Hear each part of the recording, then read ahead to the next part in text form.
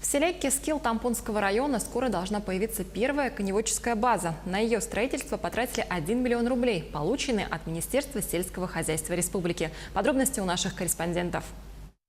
В 2018 году средства на строительство коневодческих баз в Тампонском районе получили 3 фермерских хозяйства. 2 в Байгантайском наследии и 1 в Сосыльском. Крестьянско-фермерское хозяйство ЛИП села Кескил было зарегистрировано в 2017 году. Насчитывает 64 головы лошадей, из них кобыл 42. Сенокосных угодий 38,5 гектаров.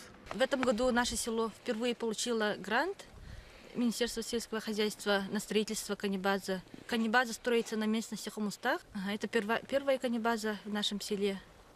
Вот. И у ИП большие планы на него. Надеемся, что другие жители тоже последуют примеру этого ИП. Получив субсидию на финансовое обеспечение части затрат на строительство коневодческой базы в сумме 1 миллион рублей, крестьянско-фермерское хозяйство ЛИП приступило к строительству.